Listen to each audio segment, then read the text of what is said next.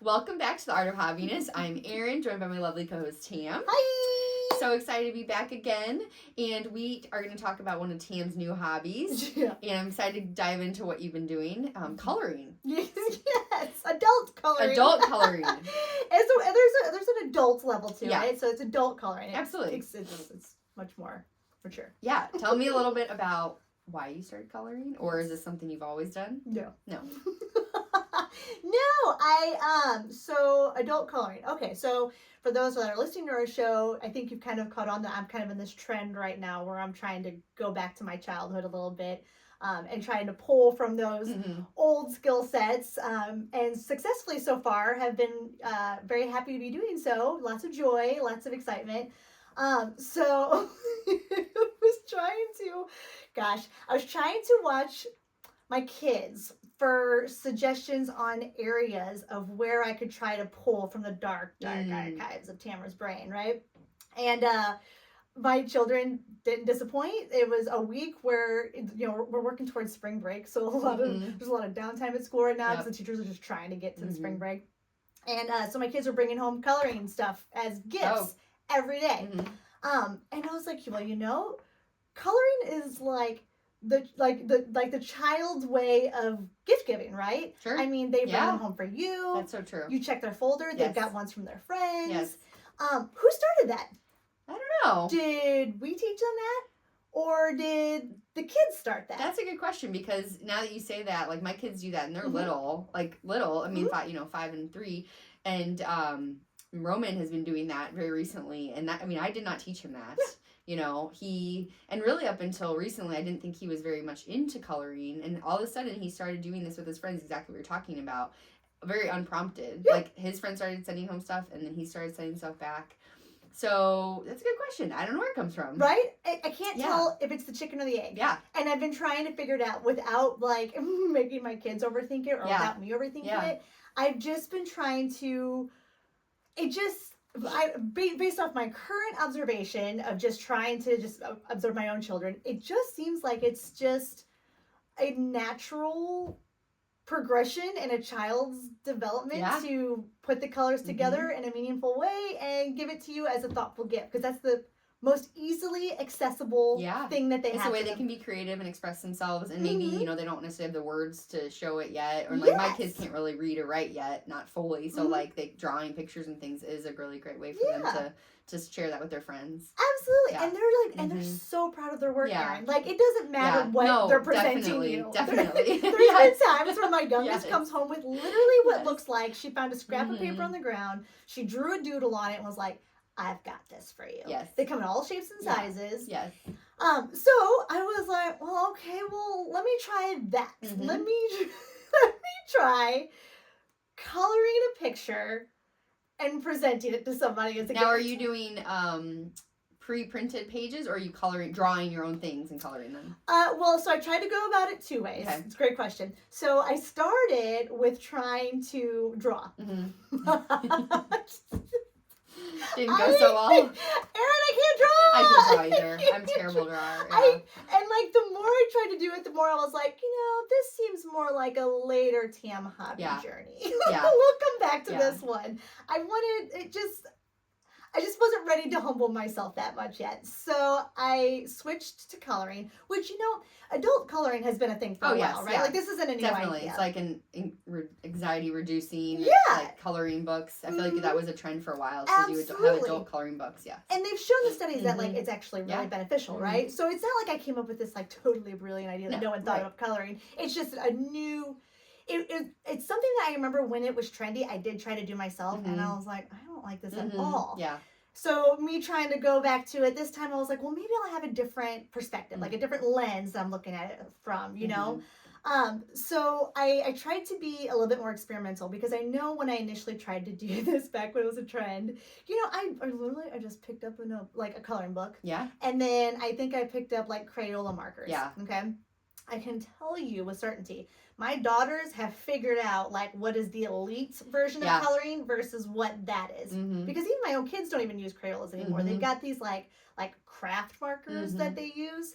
And then they have these coloring books that they prefer that's not like like a coloring book like what we remember as kids, where like the paper was like tissue paper essentially. Yeah. It's like it's a denser like more absorbing paper, and it really does like color is bold on there, and the markers that they have, it's like two ends, and one end's like a pointed, like a shorter, smaller end, and the other one's more like a broader end.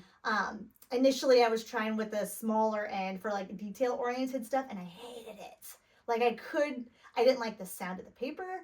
I didn't like how long it took me to like color something. I was like, I'll never finish this page, like ever. But when I switched to the broader side, Erin, that did it for you. That's when things got exciting for me. I want to hold a pen or like a marker like I'm like a 2-year-old. Like I don't want to have an angle. I want to just like straight up and down it. Get your anger out on the page. I just want to drag that marker on that pen or on that paper, and so I found like through trial and error there a little bit of a preferred coloring method, but where I took it the extra step to kind of make it more of like a channeling my inner child thing is I tried coloring pictures to give to people. So I made one for you. Oh, wow, that's so nice. So Erin, I colored you a picture, Erin. It is a Dia dos Morte, I don't know how you say that, skull with mushrooms and a flower, and it's beautiful. Thanks, Tim. I love the bold colors. Yeah, are you going to put your fridge? I'll frame it. And, I'm going to need you to frame it. Yeah. So let me tell you how this is going. Who else have you given these pictures to? So I've made a couple for a couple of folks. It's been it kind of went exactly like how this went. I'm very awkward. And I don't know how to present a picture that I colored for somebody without feeling so silly. I have a whole new perspective for my daughters and their bravery of taking a shot and just making something for somebody and giving it to me. Because I know, and you've probably been in the same place, where your kids have like come home for like the 18th day in a row with one of these pictures and you're like, another one, thank you. And then you want to go hang it somewhere, but you've run out of places to hang it because your kids brought so many of them home. So then you try to throw one away, but then the kid finds it in the trash and they're like, why? So I feel like essentially what I just did to you, Erin, is I put you in a position in which you have to decide what you're going to do with this coloring page that your best friend just presented to you, because if I find it in the trash can, Erin, oh, that's hilarious. I'm going to cry. I'm going to keep it, Tam. I don't know. Coloring's fun. Yeah. Coloring's cute. Yeah. I definitely feel like I have found a newfound love for it after I first attempted it with the original trend of it. I would say not so sure that I'm gonna do. Well, I think like giving it to people is an interesting take on it. I wouldn't have even considered to go there, but I think it's an interesting experiment as an adult. But it doesn't probably translate as well. It does not translate. I personally, I can't say totally, because I feel that I can think of one person that comes to mind that when I presented them a picture, they were like, this is beautiful. Oh, really? But I must also note that person is my father-in-law. So it's basically still a child presenting a picture to a parent. So I feel that if we take it based off of that, and based off of our own children, that it really only works if it's a child to parent ratio. That makes sense. I think elder to younger person. What about on aside from that, do you find it relaxing? Is there other benefits when you are coloring that you enjoy? About just the actual act of coloring? I do feel, like I said, now that I've explored the broader stroke realm, I do think I actually really like it.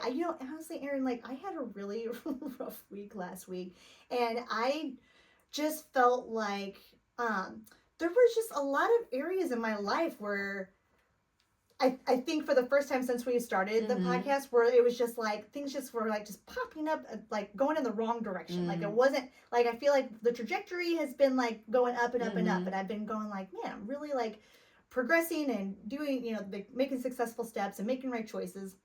And then for whatever, last week was just one of those times where it just felt like, man, everything was just hitting a roadblock and just being so much more difficult. And I was really being hard on myself about that because, I don't know, I guess I felt like it meant something.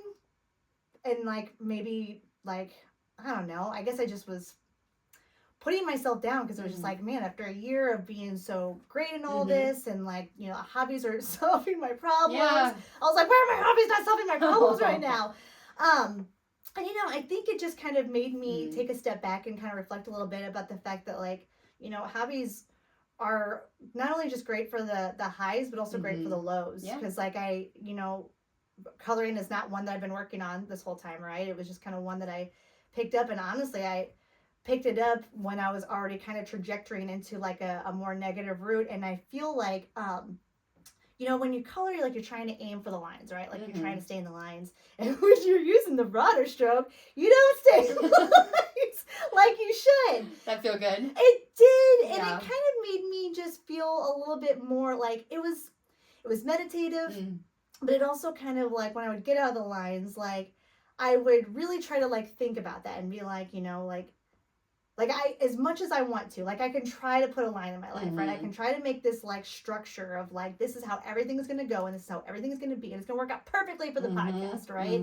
And I wanted to, but like, I think I also need to be very aware of the fact that like, sometimes we're just going to go out of the line, and sometimes things are just going to be just, you know, off. But I think what helped me in this is like the fact that we have been like, consistently, you know, like pushing ourselves out of our boundaries, right? And trying to learn new things. And over this year, by trying all these new hobbies, I've been practicing being really bad at things and pulling myself out of that, right? And so like I just kind of had to like, while I was in those meditative states of coloring and see myself go those lines, I'm like, that's just like what's going on right now. Like it's just a step out of my line, and I just get back into the line and just, you know, try to stay positive during those things, or try to reflect on those times, as opposed to, you know, just trying to just move on and pretend like it's not happening, you know? And I do feel like that, I feel like coloring really was like really nice for that. And I do feel like it's something that kind of jumped out of nowhere, honestly. Like I had no intent for coloring to really be in my near hobby future. I think it's just a testament to how hobbies can have, like what you're saying, pull you out. It's not even pull you out of a depression or anything, or negative headspace, but it just helps just get your head in a different place, so you're not focusing so much on it, right? I actually saw a recent quote recently. I think I shared this with you, but this is perfect. About from Reese Witherspoon. It was like, get out of your head and get into your hands anytime you're feeling down, and or like having some negative feelings. And I thought that's like perfect. Honestly, Erin, that's a perfect quote for this, because that's exactly what I did. I was beating myself up for feeling like, you know, why am I in this headspace? I shouldn't be in this headspace, right? Theoretically, everything should be going right. And once I got the marker in my hands and started coloring and started looking at me, like I said, going on the lines and just analyzing it, I almost kind of used it to kind of like use that time to talk to myself and work through the feelings. Whereas, you know, a year ago, I would have probably just kept trying to push through the emotions and like squash them down so that I never really had to deal with them.